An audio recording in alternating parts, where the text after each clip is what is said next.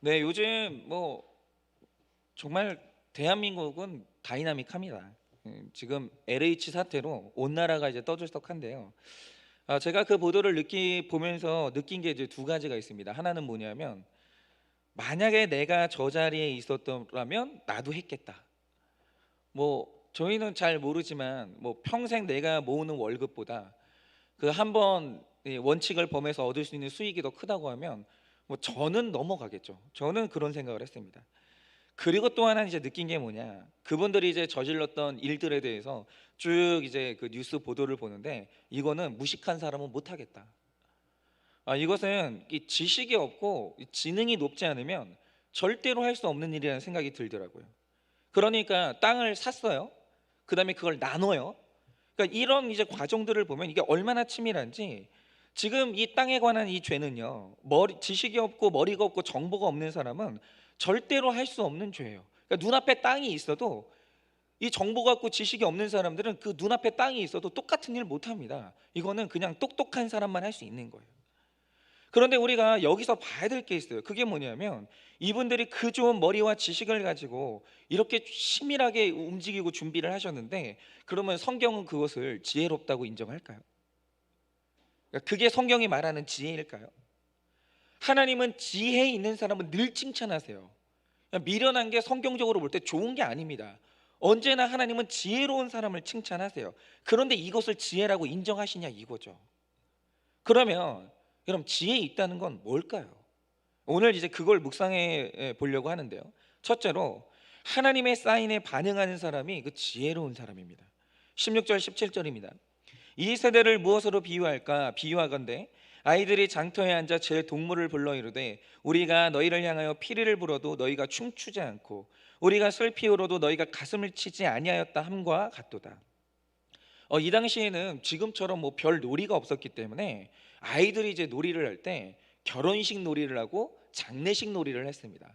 그러니까 뭐 여러분들은 뭐 어릴 때 어떤 놀이 하셨는지 모르겠는데, 저는 좀 어릴 때부터 음란했는지 몰라도 그렇게 결혼 놀이를 했어요. 막 나를 남편이라고 불러라, 너는 아내다, 뭐 이러면서 뭐 그런 놀이, 이제 부부 놀이를 했는데, 이 당시 아이들은 이게 결혼 놀이를 하고 장례식 놀이를 했다라는 거죠.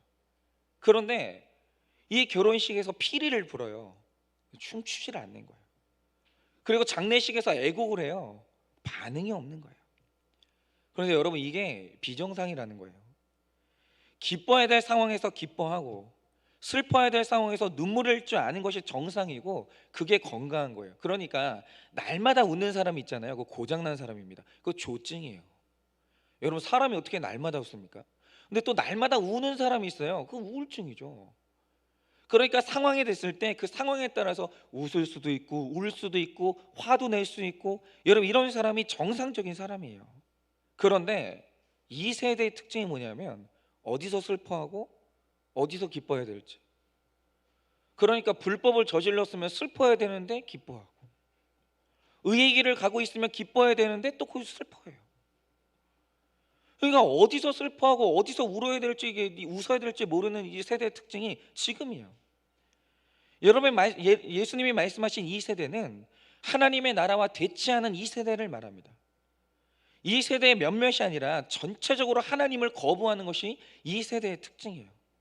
그러니까 하나님이 계속해서 초청하셔도 무감각과 무반응으로 일관하고 있는 거예요. 아무리 말씀을 전해도요, 그게 감동이 되지 않습니다. 제가 장례식을 갈 때마다 이 원칙이 있어요. 저희 원칙이 뭐냐면, 어느 장례식을 가도 그 가족에게는 안 믿는 분들이 있어요. 그런데 웬만큼 강팍한 집이 아니면요, 뭐 우리 부모님 장례 예배를 드려준다고 할 때는요, 믿지 않아도 일단 참석을 합니다. 그러면 저는 설교를 누구한테 하냐? 믿는 사람한테 하는 게 아니에요. 여러분, 기독교의 설교는요, 기독교의 장례 예식은 죽은 자를 위해서 하는 게 아닙니다. 기독교의 장례 예식은 그 자리에 남아있는 산자를 위한 예배예요. 그래서 그 자리에 특별한 사람, 그 VIP들, 안 믿는 식구들을 위해서 설교를 하는데, 정말 안타까운 마음으로 설교하는 게 뭐냐면, 오늘 이 죽음의 자리는 나중 우리의 자리라는 거죠. 여러분, 장례식에서 늘 느껴야 되는 게 그거 아닙니까? 순서만 있을 뿐이지 오늘 이 사람의 장례는 곧 내 장례예요. 그러니 이날이 오니 빨리 회개하고 돌아오라고 외쳐요. 그런데 아무리 외쳐도 듣지 않아요. 장례식에서 느껴지는 게 있어야 될 거 아니에요. 들리는 말씀이 있어야 될 거 아니에요. 그게 안 되는 거예요. 그런데 이것이 2세대의 모습입니다. 18절 19절입니다.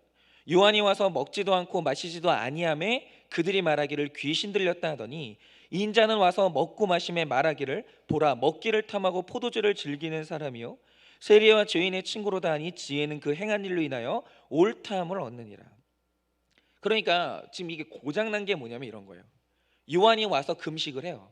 이거를 뭐 적용을 하자면 뭐 LH 직원이 있는데 눈앞에 이제 돈 벌 수 있는 기회가 있어요? 손을 안 대요. 아무리 내 눈앞에 돈 벌 수 있는 기회가 보이는데 손을 안 대요. 이게 이제 요한이 와서 금식을 하는 건데, 그런데 사람들은 그가 왜 금식을 하는지 상관이 없어요. 그리고 금식을 하니까 오히려 의의 길을 걸으니까 하는 말이 뭐냐면 귀신 들렸다는 거예요. 그래서 예수님이 이번에는 오셔가지고 죄인들의 집에서 식사를 하시는 거예요. 이제 먹는 거죠. 아니, 안 먹으니까 귀신 들렸다고 하니까 이제 드시는 거예요. 그러니까 이제 먹으니까 뭐라고 하냐면 먹기를 탐하고 포도주를 즐기는 사람이라고 비난을 하는 거예요. 여러분, 어떤 사람은 이제 비난도 관심이 있으니까 하는 거라고 이야기하는데, 여러분 진리에 대한 비난은 그 관심 아닙니다. 회개의 금식과 죄인들의 아픔에 동참할 마음이 없기 때문에 거기에 반응하기 싫어서 그래서 비난하는 거예요. 그래서 비난과 불신앙은 같은 말입니다. 여러분, 제가 아는 분 중에 복음에 전혀 관심이 없었던 집사님 한 분이 계세요. 그러나 이 집사님의 인생을 보고 있으면 저도 되게 가슴이 아픈 게 뭐냐면, 집사님이 인생에서 가장 좋았던 시기 있잖아요. 10대, 20대, 30대. 그 시간 동안 뭐 했냐면 부모님이 졌던 빚을 갚는데 인생의 젊은 날을 다 보냈어요. 그러니까 이분이 몇십 년 전부터 일을 해가지고 1억이 훨씬 넘는 부모님의 빚을 이분이 다 갚았어요. 그러니까 부모님은 더 이상 일할 힘이 없고, 그렇다고 동생들한테 이 빚을 넘기느니 내가 차라리 감당하고 말겠다고 하면서 장가도 안 가고 아무것도 안 하고 빚을 다 갚았어요. 그럼 여러분, 이렇게 의로운 일을 했죠? 그럼 어떻게 될까요? 여러분, 성품이 무서운 게 뭔지 아세요? 내가 의로운 일을 하니까 그 마음속에서 내가 희생해서 우리 가족 살렸다, 나 때문에 살았다, 이 의의가 하늘을 찌르는 거예요. 그거 의의가 안 낮아져요. 더군다나 이건 내 빚도 아니고 부모님 빚 때문에 내 젊은 날을 날렸다는 원망과 분노와 자기 연민이 계속 깊어지는 거예요. 그러니까 믿음 아니라 성품으로 희생하잖아요. 그건 더 큰 악이 되는 거예요. 여러분, 믿음 아니라 성품으로 선한 일을 하잖아요. 그거만큼 악한 결과를 낳는 게 없는 거예요. 그래서 이 세상에서 나만큼 불행하고 나만큼 불쌍한 사람은 없다는, 오로지 나에 대한 슬픔의 연민에 이 집사님이 깊이 빠진 거예요. 깊이. 의로운 일을 해놓고 그 의로운 일 때문에 연민에 깊이 빠지는 거예요. 그래서 그 다음부터 어떻게 됐냐, 연민이 깊으니까 어떤 것에도 기뻐할 일이 없는 거예요. 어떤 것에서 슬퍼할 줄도 모르고 감정 불구자가 돼버리는 거예요. 여러분, 자기 의의가 치솟는 사람은요, 어떤 말을 해도 절대 회개 못합니다. 절대로 회개 못해요. 그거 불가능해요. 그래서 이분이 양육을 받겠다고 왔다는 거예요. 그래서 이제 양육자가 말한 게 뭐냐면, 지금 집사님의 제일 큰 문제는 자기 연민에 빠져 있다는 거다. 자기 연민이 어디서부터 비롯됐냐, 집사님이 했던 그 알량한 의로운 행동, 그것 때문에 이 자기 의의가 높아지고, 자기 의의가 높아지니까 연민이 깊어지는 거예요. 내가 세상에서 제일 불쌍하다는 거죠. 그런데 그리스도인의 자리는 그 연민의 자리가 아니라는 거예요. 그래서 그 자리는 집사님 자리 아니니까 빨리 빠져나오라고 외쳐도 이분이 꿈쩍도 안 하는 거예요. 반응도 없는 거예요. 오히려 화만 나는 거죠. 아니, 목사님이 내 인생 아냐고.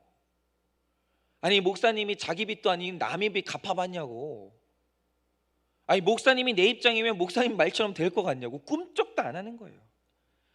그러면서 집사님이 봐야 될 죄를 보라고 외치면 도리어 화를 내고, 나는 희생한 죄밖에 없다고, 내가 무슨 죄가 있냐고, 그러면서 복음을 계속 거부하는 거예요. 아무리 꺼내고 살려내려고 해봤자 복음으로 외쳐도 피해의식과 연민에 갇혀서 반응하지 않고 죽어가고 있는 거예요. 그렇죠, 여러분. 여러분, 자기 연민에 갇혀 있으면 그거 누구 손해입니까? 자기 의가 꽉 차가지고 내 죄를 묻지 못하고 회개하지 못하고 있으면 그건 누구 손이라는 거예요. 그건 내가 죽어가고 있는 거예요. 아무리 의로운 말을 외쳐봤자 그건 피폐해져가는 자기 영혼을 봐야 될 거 아니에요. 근데 그게 안 되는 거예요. 그런데 이렇게 말씀에 반응하지 않으니 지혜도 없고 내가 죽어가는데 도와줄 방법이 없는 거예요. 여러분, 적용 질문 드려볼게요. 선포되어지는 말씀과 복음이 주님의 피리 소리와 애곡 소리로 들립니까? 여러분, 이 말 무슨 뜻인지 아시겠죠? 주님이 회개하라고 할 때 아픈 마음으로 들리고 주님이 기뻐하라고 할 때 기쁜 음성으로 들리냐 이거예요.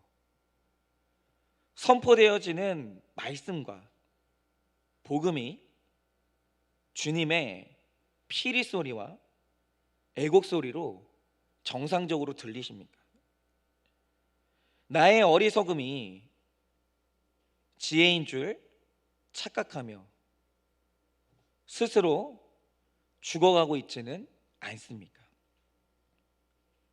나의 어리석음이 지혜인 줄 착각하며 스스로 죽어가고 있지는 않습니까? 두 번째로, 약자의 친구가 되는 사람이 지혜로운 사람입니다. 19절입니다. 인자는 와서 먹고 마심에 말하기를, 보라, 먹기를 탐하고 포도주를 즐기는 사람이요 세리와 죄인의 친구로다 하니 지혜는 그 행한 일로 인하여 옳다함을 얻느니라. 여러분, 사람들이 예수님을 욕했던 주제 중에 하나가 뭐냐면 세리와 죄인의 친구라고 비난을 했어요. 그러니까 뭐 그런 거죠. 제가 만약에 오늘 뉴스에서 나왔던 그 정인이 엄마를 제가 감싸면서 나는 오늘부터 이분과 친구가 되겠다라고 얘기를 하면 여러분 저한테 어떻게 하시겠습니까? 나는 이분이 회개하고 돌아올 때까지 내가 이분을 향해서 최선 다하겠다 라고 이분과 친구가 되기를 선언하면 여러분들은 저한테 어떻게 하시겠습니까? 오늘 예수님이 세리와 친구가 되셨어요. 그러자 그들이 죄인과 친구한다고 예수님을 비난했어요. 하지만 이것은 자신도 모르게 진실을 말한 겁니다. 맞아요. 예수님은 세리와 죄인의 친구로 이 땅에 오신 거예요.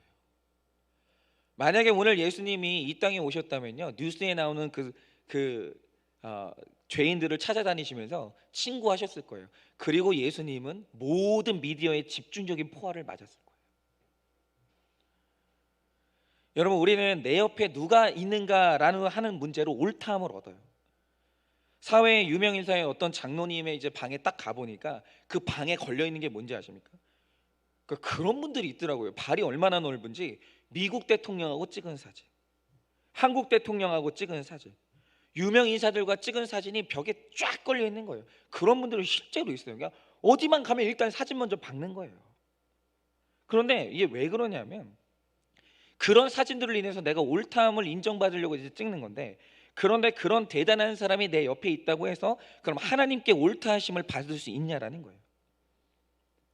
여러분, 혹시 내가 찍은 사진 중에 죄수와 장애자와 거린과 찍은 사진을 방에 걸어놓는 사람이 있을까요? 여러분, 그런 사람이 있을까요? 여러분, 있어도 우리 집에 누구 놀러 온다고 하면 그 사진 치우지 않을까요? 여러분, 어느 경제신문의 기사를 보니까 미국 기업에서는 CEO가 자기 사업의 동료를 결정할 때 굉장히 중요한 기준이 있다는 거예요. 그 기준이 뭐냐?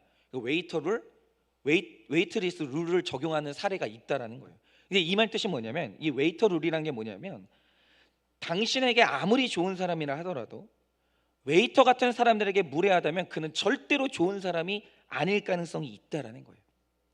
그래서 저는 이게 굉장히 중요하다고 생각하는데, 우리 이제 젊은이들이 배우자를 뽑을 때 그렇죠. 뭐 감정 뜨거울 때 뭐 나한테 뭘 못 주겠다고 하겠어요. 뭐 간도 꺼내주고 심장도 꺼내준다고 하겠죠. 좋을 때는.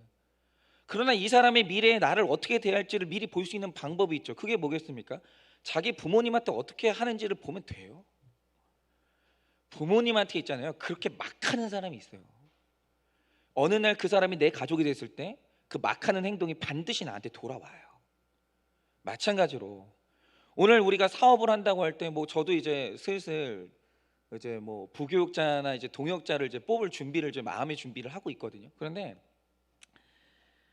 이게 이제 복불복이에요. 그러니까 보면은 사람 잘 만나서 내 사업이 확 크는 사람이 있어요. 절대 혼자는 못 커요. 그런 일은 없습니다. 혼자서 다 할 수 있는 사람이 어디 있습니까? 사람 만나야 되거든요. 그런데 사람 잘 만나가지고 확 크는 사람이 있는 반면에 어떤 사람은요, 그 어떤 개그맨이 너무너무 친한 친구한테 자기 재물을 맡겼다는 거예요. 24억을 해먹었답니다. 24억을. 친구 돈을. 그 친구 때문에 폭삭 망하는 거예요. 저도 마찬가지겠죠. 누군가를 제가 만약에 뭐 부교육자를 모신다라고 하면 위임해야 될 거 아니에요. 뭐 우리 뭐 중고등부 애들을 맡긴다. 위임해야죠. 못 믿고 그거 그냥 바라보고 있으면 되겠습니까? 그런데 제가 사람 한번 잘못 만나면 난리가 나는 거예요. 난리. 그럼 도대체 어떤 사람이 좋은 사람이냐라고 할 때 사업을 오래 해본 사람들은 룰이 있다는 거죠. 그게 뭐냐? 가장 낮은 사람한테 어떻게 대하는가? 가장 하찮은 사람에게 어떻게 대하는가? 그런 하급 직원한테 거칠고 무례하게 대하는 사람이 높은 수준의 윤리의식과 이 리더십을 가질 수 없다라는 거죠. 절대로. 한마디로 이 사람을 조건이 아니라 존재 자체로 귀하게 여길 줄 아는 사람이라야 누구든지 귀하게 여기고 기업에서 일을 잘할 수 있다라는 거예요. 여러분, 예수님은 사회에서 약자인 세리와 죄인의 친구로 오셨습니다. 그런데 어떤 사람은 이렇게 말할 줄 모르죠. 아니, 세리가 많은 돈을 버는 직업인데 왜 약자냐 이럴 줄 모르겠어요. 그런데 여러분, 이분들 친구가 없어요. 돈을 많이 벌었죠. 친구가 없어요. 그래서 저는 지금 되게 지금 안타까운 게 뭐냐면 이 LH 사건이 딱 터졌잖아요. 그런데 자꾸 그 일과 관련된 분들이 지금 자살을 하고 있어요. 왜 그럴까라고 생각하면 지금 이분들이 그 일이 터지는 순간 온 세상이 나한테 등 돌리기 시작하니까 몰려가지고 그런 극단적인 선택을 하는 거거든요. 그런데 여러분, 살려야 돼요. 아무리 그런 죄인이라 할지라도 옆에 손잡아주고 편은 들어주지 못할지언정 여러분, 그 사람 마음 이해해주는 한 사람은 있어야 되는 거예요. 그 죽게 내버려두면 안 됩니다. 어떤 죄인이라도 어떤 죄를 지었어도 죽어야 되는 사람은 없는 거예요. 다 구원 받아야 돼요. 여러분, 이 당시 세리가 그랬다라는 거예요. 돈은 많이 벌었죠. 그런데 매국노로 찍혀가지고 사람들이 다 등을 돌리는 거예요. 그런데 예수님이 그 사람한테 가가지고 내가 너의 친구 되어줄게 이러시는 거예요. 예수님은 그렇게 손가락질 받으면서 소외당하고 가진 것 없는 사람들과 함께 하심으로, 그러므로 하나님 앞에 옳다 하심으로 인정을 받았다라는 거예요. 여러분은 어떠십니까? 여러분의 죄인에 대한 태도는 어떠십니까? 뉴스에서 죄인 하나 나오면 그냥 감정이 격해져 가지고 저 보라고, 저거 똑같이 갚아줘야 된다고, 저 죽어야 된다고, 저거는 무기징역도 하면 안 된다고, 저 나랏밥으로 밥 먹여주면 안 된다고, 빨리 죽여야 된다고 막 이러시는 분들이 있지 않냐라는 거예요. 여러분, 그 태도 자체가 옳다 하심을 인정받지 못해요.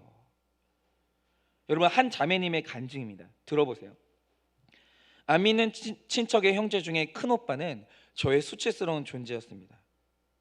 다른 형제들하고는 똘똘 뭉쳐서 사이가 좋았습니다. 하지만 큰오빠만큼은 이야기를 꺼내고 싶지도 않고 숨겨두고 싶었습니다. 왜냐하면 오빠는 고교 시절부터 문제를 일으켰는데 결혼해서는 올케가 집과 돈을 모두 가지고 도망을 가버렸습니다. 그 뒤 오빠의 방황은 끝이 없었습니다. 감옥을 드나들며 제 결혼 생활에도 영향을 미쳤습니다. 그런 큰오빠 때문에 제가 예수님을 만나게 된 것은 사실입니다. 그래서 그것을 인정하고 오빠에게 복음을 전해야 되는데 너무나 큰 두려움이 있습니다. 아무에게도 말하지 못한 두려움. 고등학교 때 오빠에게 성폭행을 당할 뻔한 기억이 저에게는 있습니다. 다행히 하나님이 도우셔서 상황을 피할 수 있었지만 그때부터 오빠는 무섭고 수치스러운 존재였습니다.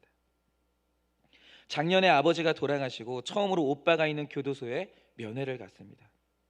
주위 사람의 말을 들으니 오빠가 늘 성경책을 가지고 다닌다고 합니다. 그러나 아직도 오빠에 대한 두려움이 많지만 큰오빠를 우리 가정에 보내신 하나님의 뜻이 이것이구나 생각을 합니다. 하나님이 오빠를 만져주시기를 기도합니다. 제가 마음을 열어 오빠에게 찾아가 복음을 전할 수 있기를 기도드립니다. 이게 저는 여성이 아니라서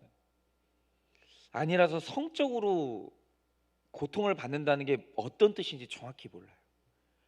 그런데 제가 이 성적인 문제로 일평생 떨치지 못하고 고통받는 분들을 보면 그게 이 여자에게는 어마어마한 고통이라는 걸 그냥 가늠만 할 뿐이거든요. 그런데 이분이 예수님을 만나고 그 예수님 닮아서 그 오빠에게 복음 전할 수 있도록 마음을 달라고 기도하는 이걸 보면 여러분 이게 제자가 아닌가 싶어요. 자기 상처, 자기 의의를 뛰어넘어서 예수 그리스도 앞에 순종하고 그분이 하신 뜻대로 나아가는 거예요. 여러분 이분이 예수님을 만나면 예수님이 이분 옳다 하시지 않겠습니까? 저도 이분한테 배우기를 원해요. 제 인생에 이런 결단이 있기를 원해요. 한 번쯤은. 정말 천국에서 큰 자예요, 이런 분들이. 여러분 다른 사람도 아니고요, 가족 중에 함께하기 싫은 사람은 반드시 있어요. 그런 사람이 있습니다. 제가 어제도 제 딸이 밖에 나갔다가 왔는데 그 밖에 나갔다가 그 침대 그 옷을 가지고 침대에 들어가는 걸 제 아내가 되게 싫어해요. 근데 얘가 그 옷을 너무너무 좋아해가지고 안 벗으려고 하는 거예요. 그래서 제가 억지로 벗겼거든요. 제가 어제 처음 본 게 뭐냐면 얘가 집에 있는 물건을 다 집어 던지는 거예요. 야, 저거 커가지고는 저거 어떻게 되려나, 저 혈기가. 진짜 제가 너무 두려운 거예요. 여러분 가족 중에 함께하기 싫은 사람, 감당할 수 없는 사람이 우리 가족 중에 있어요. 그런데 오늘 주님이 말씀하시는 게 뭐냐면 내가 오늘 그 사람의 친구로 왔다는 거예요.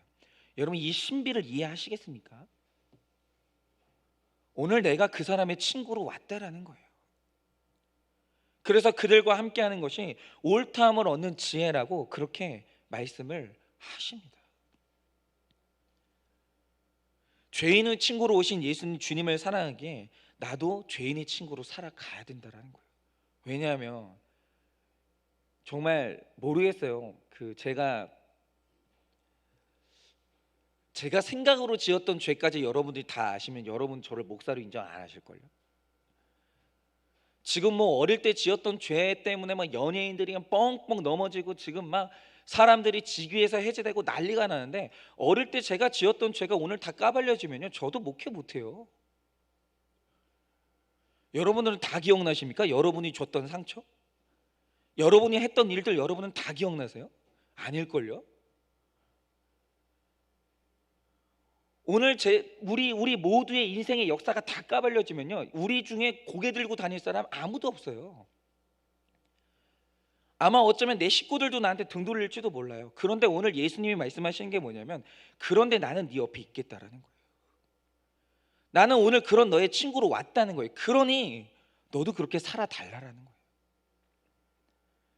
여러분 제가 앞에서 말씀드렸던 그 집사님은 끊임없이 양육을 포기하고 훈련의 자리에서 떠나려고 했어요. 그러죠. 우리가 하는 훈련은요 자기 죄를 보는 훈련이에요. 남의 죄 안 봐요. 여러분 제가 한일교회에 있는 동안 저는 남의 죄 안 봅니다. 우리가 모여서 끊임없이 하는 게 뭐냐면 내 죄 보는 거 하다가 천국 갈 거예요. 그런데 이 집사님은 자기 연민이 너무 강하고 자기 의의가 강하기 때문에 이게 너무 힘드는 거예요. 볼 게 없는데, 안 보이는데, 나는 내가 그 빚 갚아준 그 큰 돈, 내 인생 그것만 보이는데 자꾸 죄를 보라고 하니까 괴로워가지고 자기 자리를 떠나려고 했어요. 그런데 그때마다 같이 양육받는 지체들이 공동체가 돼준 거예요. 조금만 버텨보자고, 우리 조금만 더 목사님 말씀 한번 들어보자고, 붙어만 있으라는 권면으로 힘을 주고 함께 있어 줬던 거예요. 그런데 그렇게 되니까 서서히 복음이 스며들고 견고한 자기 이 의의 이 여리고성이 무너지는 경험을 이분이 하신 거예요. 여러분 제가 딱 말씀드립니다. 뭐 다른 교회는 어떤지 모르겠어요. 다른 교회는 제가 다른 교회 말하지 않겠습니다. 한일교회는 죄인들만 모이는 곳이에요. 한일교회는 여기는 죄인들만 오는데요. 저도 죄인이고 한일교회 오는 사람들은 다 죄인이에요. 그런데 하나님 앞에서 자신이 죄인이라고 인정하지 않으면서 어떻게 하나님을 예배하고 말씀을 나눌 수가 있겠어요? 여러분 내가 죄인인 게 깨달아지지 않는 사람은 예수님하고 친구가 될 수가 없어요. 세리와 죄인의 친구로 오신 예수님처럼 죄인의 친구가 되는 교회, 세상이 거부하는 그들을 끌어안고 하나님께 옳다 하심을 얻는 교회가 되려고 합니다. 최소한 한일교회는 그런 도피성이 돼야 돼요. 부주 중에 오살한 자, 살인한 자가 마지막으로 피할 수 있는 그 마지막 공간, 그게 한일교회가 돼야 된다는 거죠. 여러분, 그러면 오늘 말씀에서 말씀하시는 게 뭐냐면, 그럼 이 한일교회가 하나님 만나는 날 옳다 하심을 받는다라는 거예요. 적용 질문 드려봅니다. 오늘 내 옆에 약자는 누굽니까? 오늘 내 옆에 약자는 누굽니까? 사람들이 만나기도 싫어하고 같이 있기도 싫어하는 분들을 찾아가서 안아주고 이야기를 들어주십니까?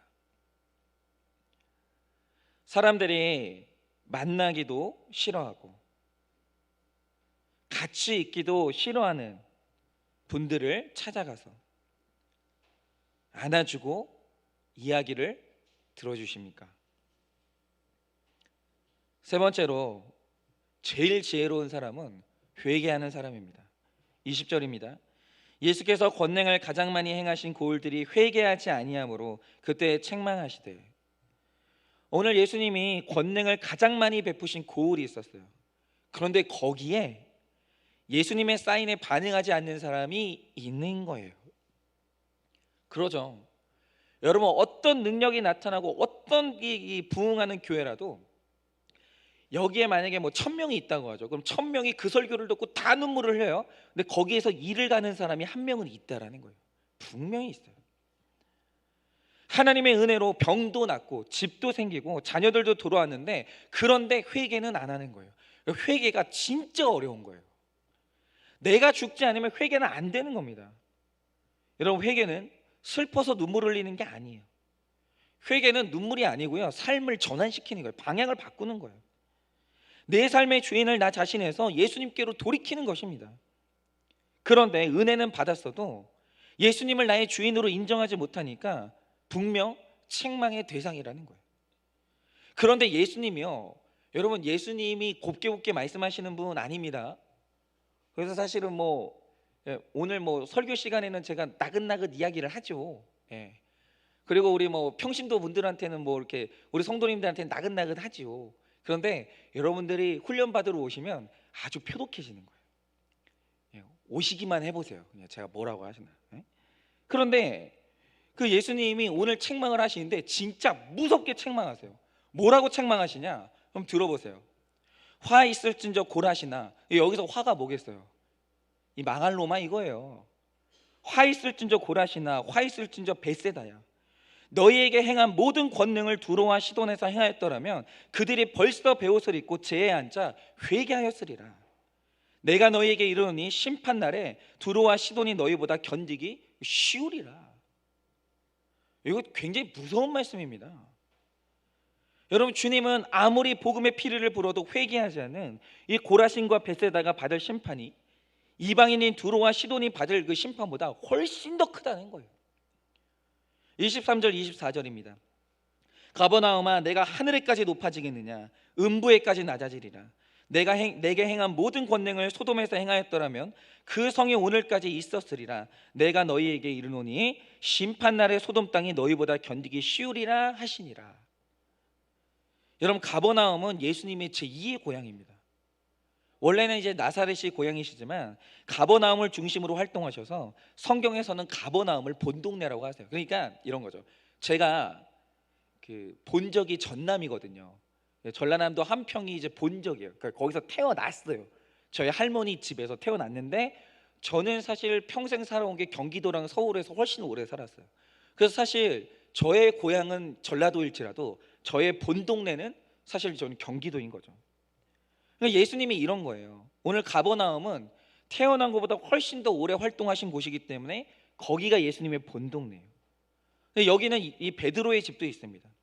근데 여기서 얼마나 많은 일을 행하셨냐면, 여기서 나병 환자와 백부장의 하인과 열병에 걸린 베드로의 장모와 친구들이 데려왔던 중풍병자와 회당장 야이로의 딸이 고침받았던 데가 어디냐? 여기예요.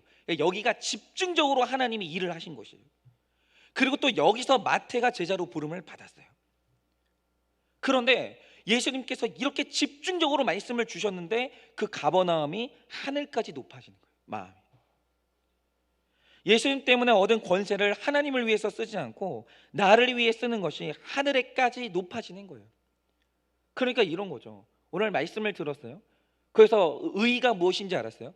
그 의의 칼을 가지고 사람들을요 치는 거예요. 아니, 말씀을 들었으면 회개를 해야 될 거 아니에요. 근데 말씀을 많이 들어서 그 말씀의 의의를 가지고 있잖아요. 내 자녀를 치고 내 아내를 치고 뭐 성도들을 치고 계속 치는 거예요. 아, 진짜 있잖아요. 이게 남 얘기가 입에서 안 끊어지는 분들이 있어요.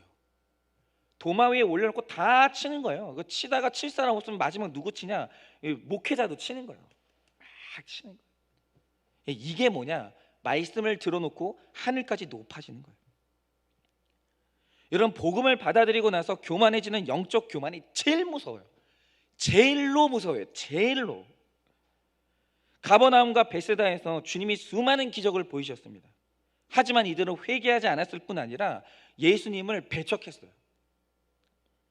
여러분, 이 시대에 주님이 권능을 가장 베풀어 주신 나라는 어디일까요? 이 세대에. 그거는 두말할 것 없이 대한민국이에요. 여러분, 전 세계 교회 역사를 보잖아요. 한국이 주목의 대상이에요. 이런 나라가 없거든요. 여러분, 지금 24시간 동안 자국어와 외국어로 선교 방송이 흘러나가요. 우리나라 방송국을 통해서. 세계 성경 제작의 15%를 차지하고 있는 나라가 한국이에요. 여러분, 미국에서 1년에 제작 판매되는 성경이 400만 부거든요. 미국에서. 우리나라에서 제작 판매되는 성경이 몇 부인지 아십니까? 600만 부예요. 미국보다 많아요. 그러니까 진짜 엄청난 나라예요, 진짜. 여러분, 100년 전 선교사들이 목숨 바쳐 세운 교회와 교육기관과 병원이 이만큼 부흥과 성장을 이뤘어요. 여러분, 우리나라에서 유수한 사교육기관들은요 거의 다가 선교사님들이 세운 곳이에요. 그러나 이면에 사회 부패지수가 1, 2위를 다퉈요. 여러분, 자살률이 얼마나 높은지 아십니까? 지금 대한민국이. 얼마 전에도 뭐 굉장히 그 바른 청년 같았던 이 연예인 한 명이 그 회원제로 운영되는 그 유흥지점에 드나들었다가 또 난리가 났어요. 여러분, 지금 우리나라 음란이 얼마나 대단한 줄 아십니까? 지금 우리나라 포르노에 소비되는 돈이요 일본을 넘어섰어요. 컨텐츠를 제작하는 게 일본이거든요. 소비는 어디서 하냐? 전부 다 대한민국에서 하는 거예요. 여러분, 지금 이 나라 남자들한테 시간하고 돈 주잖아요. 100% 거의 99%는 불륜해요. 아닌 것 같으십니까? 우리나라 유흥 문화가 어마어마해요. 아유, 막 어제도 제 아내랑 같이 마트를 갔다 오는데 웬 나이 이렇게 머리가 희끗희끗한 분이 남자분이 있는데 옆에 있는 여자분은 중년 같긴 해요. 근데 야, 세상에 어제 밤바람이 찼거든요. 진짜 짧은 반바지를 입고 가시는 거예요. 그리고 손을 꼭 잡고 모텔로 향하는데 부부일까요? 부부일까요? 예? 야, 진짜 아니 뭐 어디 사시는 분들인지는 모르겠는데 그냥 마트에서 그냥 먹을 거 사가지고 손을 꼭 잡고 그냥 저희 동네 모텔이 몇 개 있거든요. 왜 웃으세요? 모텔을 그렇게 사이좋게 이렇게 들어가시는데 아무리 봐도 부부 같지는 않은 거예요. 여러분, 이 나라가 그래요. 장난 같으시죠? 제가 지금 장난처럼 이렇게 말씀을 드렸지만 이 나라가 그래요. 그런데 이 나라가 어떤 나라냐? 여러분, 19세기, 20세기에 이렇게 엄청난 부흥을 일으켜 주신 나라가 없었다라는 거예요. 여러분, 이 나라는 앞으로 어떻게 될까요? 교회의 직분자들은 이제는 그들의 직분이요 하나의 기득권층이 됐어요. 견고해요. 그들이 가진 기득권이 하나님 앞에 장애물이 되고 말았어요. 교회 성장이 그 기득권으로 인해서 완전히 멈췄어요. 여러분, 교회 성장 왜 멈춥니까? 여러분, 목사의 권한이 기득권이 되잖아요. 그 교회 생명 그날로 끝나요. 하나님의 성령이 떠나요. 여러분, 그 교회의 성장과 이 역동력이 왜 멈췄습니까? 그 교회 중직자들이 자기 자리를 기득권으로 그냥 만들어 버리는 거예요.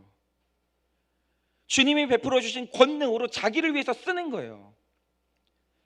여러분, 주님이 급격한 성장을 이루어 주셨는데 한국교회가 회개하지 않기 때문에 한국교회의 영적 교만 때문에 심판이 오는 거예요. 회개를 안 해요. 여러분, 저는 사무실에 앉아 있잖아요. 우리 교회 성도님들 아닌 분들로부터 전화를 많이 받아요. 그 전화를 왜 받냐? 여러분, 이렇게 구속사적인 설교를 하잖아요. 그럼 성도님들이 저분은 내가 내 죄를 얘기해도 욕하거나 정말 나를 흉보지 않을 것 같은 그런 생각이 든다는 거예요. 저만 그런 게 아니라 오늘도 강단에서 자기 죄를 외치는 목사님들은 편한 사람들이에요. 내 죄가 해결되지 않는 성도님들이 전화를 해요. 그런데 그분이 왜 나한테 전화를 하느냐? 우리 교회에서 이 말을 했다가는 나는 교회에서 매장당한다는 거예요. 말할 데는 없고, 내 해결 안 하면 죽을 것 같고. 왜 교회가 죄를 고백하지 못하는 곳이 됐냐라고 하면 두말할 것 없어요. 영적 교만이 하늘을 찌르는 거예요. 옷을 안 벗는 거예요. 여러분, 교회는 목욕탕입니다. 교회는 패션쇼장이 아니에요. 교회는 옷 다 벗고 자기 체면 자기 치위다 내려놓고 자기 안에는 모든 허물을 드러내놓고 때를 미는 것이 교회예요. 그런데 목욕탕에 와서 옷을 입고 있어요. 얼마나 웃기겠어요. 그런데 하나님이 보시는 오늘날 21세기 한국교회가 그렇더라는 거예요. 여러분, 과거에 우리 선조들은요, 교회에 왔으면 그 엄청난 유교적 사회에서도요, 자기 죄를 다 토해냈어요. 빚졌던 거, 갚지 않았던 거, 뭐 얼마나 다 고백했어요. 그 고백 때문에 교회로 몰려든 거예요. 그래서 평양에 이 부흥이 터졌을 때 평양의 기생집이 다 망했어요. 그 회개 때문에. 그런데 오늘날 교회가 얼마나 코미디냐면 교회는 목욕탕이거든요. 와요, 전부 다 옷 입고 있는 거예요. 하나님이 보실 때는 그거만한 넌센스는 없는 거예요. 왜 죄를 말하지 못하냐라는 거예요. 여러분, 두로와 시도는 이방 문화가 기승하던 곳으로서 음란과 우상 숭배라는 분명한 죄가 있었습니다. 하지만 베세다와 고라신과 가버나움은 심판의 대상으로 선포된 만큼 그렇게 특별한 죄를 찾아볼 수가 없었어요. 그런데 오늘 예수님이 이렇게 무섭게 이 심판을 선포하시는 이유가 뭐냐? 복음을 들었는데도 책임을 다하지 않는 거예요. 복음을 들었는데도 회개가 없는 거예요. 피리를 불었는데 춤을 안 추는 거예요. 애곡 소리를 들었는데 눈물이 안 나는 거예요. 여러분, 복음을 듣지 않아서 음란과 우상 숭배의 죄를 짓는 것이 물론 죄죠. 그런데 그거보다 더 큰 죄는 뭐냐? 기회를 줬는데도 하지 않는 거예요. 그리고 내가 받은 복음의 선물을 적극적으로 전파하지 않는 것, 여러분, 그것이 굉장히 큰 죄라는 거예요. 여러분, 한국 교회는 여러분 지금 전 세계에 이렇게 번듯한 예배당에서 여러분 이런 시설 갖추고 여러분 이렇게 예배할 수 있는 나라가 몇 나라나 될 것 같습니까? 여러분, 한국이 몇 안 되는 나라 중에 한 나라예요. 여러분, 코로나 때문에 만약에 모이지 못하면 대책 없이 예배를 끊겨야 되는 나라가 엄청 많아요. 우리는 어떻습니까? 초고속 인터넷망이 쫙쫙 깔려가지고 만나지 못해도요, 온라인으로 얼마든지 예배 드릴 수 있어요. 누가 뭐라고 합니까? 예배 드린다고 하는데 얼마나 큰 자유가 있는지 몰라요. 여러분, 이 당시에 가버나움보다 대한민국이 더 큰 선물을 받았어요. 여러분, 이 당시에는 예수님을 믿는다고 핍박도 받았습니다. 예수 믿는 게 힘들었어요. 근데 우리가 예수 믿는 게 뭐가 힘드냐라는 거예요. 오늘 우리의 문제는 뭔지 아십니까? 예수 믿는 게 힘든 게 아니라 예수 믿는데 더 편해지려고 하는 게 제일 큰 문제예요. 여러분, 개인적인 핍박이 있다 할지라도 원하면 누구에게든 전도할 수 있어요. 그러는데 우리가 회개도 안 하고 전도도 안 해요. 그러면 여러분, 우리가 받을 심판이 두로와 시돈보다 가버나움보다 절대로 가볍지 않다라는 걸 우리 아셔야 돼요. 앞서 말씀드린 집사님은 이 복음의 자리에 앉아서 복음을 들으면서도 그 복음에 반응하지 않고 적극적으로 반항하던 분이었습니다. 그러니까 이런 분들이 있어요. 그러니까 죄를 보자, 100% 죄인이다라고 하면 그게 기분이 나쁜 분들이 있어요. 그러니까 이해는 합니다. 인간적인 의로움이 많으면 그게 잘 안 받아들여지죠. 그럴 것 같아요. 그 왜 제가 그게 이해가 되냐면 저는 그냥 목사라는 명칭으로 불리잖아요. 그런 사람이 아니라 불리잖아요. 그러니까 호칭만 받아도 교만해져요. 처음에 이런 얘기를 듣는데 얼마나 화가 나는지. 아씨 목사 체면 떨어지게 자꾸 죄 고백하라는 거예요. 그러면 아니 뭐 성도님들이 내가 죄 고백하면은 뭐 나보고 어떻게 목회하라고 죄 고백하라고 그러는 이해가 안 되는 거예요. 그러나 이분도 당장은 아무것도 깨달아지지 않았지만 붙어만 있는 최소한의 순종과 적용을 주님께 드릴 때 주님이 마침내 기쁘게 만나 주셨다라는 거예요. 여러분 복음을 통해서 그 집사님이 깨달은 게 뭔지 아십니까? 그분은 사실은 뭐 이렇게 포기를 했어요. 내 젊은 날이 다 가버렸기 때문에 누가 나랑 결혼해 주겠는가? 내 인생은 끝났다. 이러면서 스스로 하찮게 여기고 포기하려고 했는데 나도 포기한 나를 하나님이 계속 살리려고 하시고 여기까지 인도했다는 사실을 깨달은 거예요. 하나님이 등 돌리지 않았다는 사실을 깨달은 거예요. 그거는 그냥 삶이 뒤집어지는 깨달음인 거예요. 그리고 연민의 자리에서 부모와 환경과 하나님까지도 탓하면서 자기의 방탕을 합리화시키며 살아왔다는 것을 보게 된 거예요. 그렇죠, 여러분. 여러분 사람은요 누구나 자기 약점이 언젠가는 자기 이 무기가 돼요. 자기의 고통이 있죠. 근데 그 고통이 있다고 해서 다 죄를 짓는 건 아니거든요. 근데 죄를 지으면서 나중에 그 방패가 뭐가 되냐면 어릴 때 엄마가 나한테 그렇게 했잖아. 어릴 때 아빠가 나한테 그렇게 했잖아. 그러니까 내가 죄 짓는 거야. 이러면서 있잖아요. 자기 연민이 내 죄 짓는 나의 이 방패가 되기도 한다는 거죠. 근데 이분이 자기가 그러고 살아왔다는 걸 깨달은 거예요. 솔직히 말해서 그냥 이분이 음란했다고 하면 좋아서 음란을 저지른 거예요. 뭐 누구에 대한 상처 때문에 음란 저지르고 그런 거 아니에요. 여러분 뭐 이렇게 뭐 우리가 뭐 이렇게 뭐 외도를 한다고 하죠. 당신이 나를 무시했기 때문에 뭐 당신이 나를 뭐 외롭게 했기 때문에 아니에요. 그냥 자기가 좋아서 한 거예요. 뭐 자꾸 핑계를 대요. 그런데 그걸 구분할 줄 아는 거. 상처를 받은 건 받은 건데 그것과 별개로 그걸 포장해 가지고 내가 좋아서 지었던 죄는 구분할 줄 알아야 되는 거예요. 근데 이분이 그날 이게 되는 거예요. 내가 분명히 불쌍하게 살았고 피해를 입은 거는 맞는데 그런데 내가 지었던 죄는 이것과 상관이 없구나. 난 이것을 포장해서 피해자인 것처럼 마음껏 죄를 짓고 살았구나. 이거를 본 거예요. 그러자 자기 죄를 보니까 일단 혈기가 사라진 거예요. 여러분 자기 죄를 보잖아요. 제일 먼저 일어난 일이 뭔지 아십니까? 얼굴이 밝아져요. 이상한 게 뭐냐면 자기 의로움이 센 사람들이요 얼굴이 울그락불그락해요. 화낼 일이 많거든요.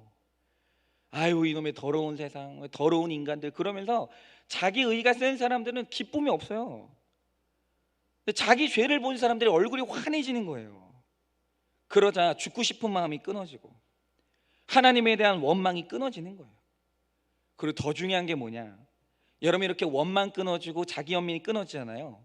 감정이 회복돼요. 그러면서 이분이 어느 날부터 울기 시작하는 거예요. 이분은 예전에 울지 않았거든요. 뭐 세상에 울 일이 뭐가 있어. 내가 제일 불쌍한데. 내 인생이 소설이야. 세상에 어떤 소설이 뭐가 슬프냐고. 울 일이 없는 거예요. 개그 프로를 봐도 웃지도 않는 거예요. 그런데 이분이 자기 죄를 보고 회개하니까요 감정이 회복되기 시작하는 거예요. 그러면서 이제는 내 모습 그대로 하나님 나라를 세우는 데 쓰임 받고 싶다고 사명까지 회복되는 거예요.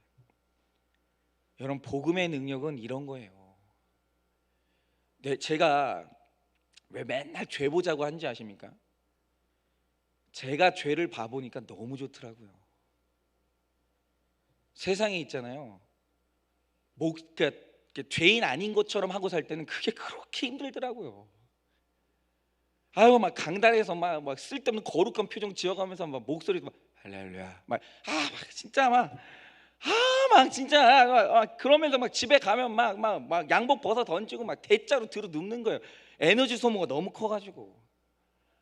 근데 그냥 뭐 다 집어 던지고 그냥 죄인인 거 티내고 사니까 밝히고 사니까 목사 인생이 얼마나 좋은지 몰라요 진짜. 여러분 세상에서 제일 좋은 게 뭔지 아세요? 죄인인 게 인정이 되는 거예요. 여러분 죄인인 거 인정해 보세요. 그렇게 좋아요. 여러분 제가 좋으니까 여러분들한테 죄 고백하자고 하는 거지, 여러분 좋지도 않은데 무슨 죄 고백을 하자고 하겠어요? 여러분 세상에서 제일 좋은 거는 죄 고백하는 거예요. 얼마나 좋은지 아십니까?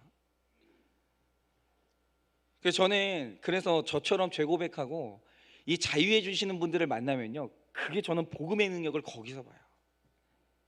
여러분 그런데 이런 것을 깨닫고 고백할 수 있는 지혜가 어디서 오겠습니까? 여러분 가족을 인해서 내가 피해자인 것 같아도 내가 복음 듣고 하나님의 은혜로 구원받았다면 그 다음부터 나는 회개할 것밖에 없는 거예요. 여러분 그런데 여전히 나는 피해자고 회개할 게 없다고 하면 그 이유 딱 하나입니다.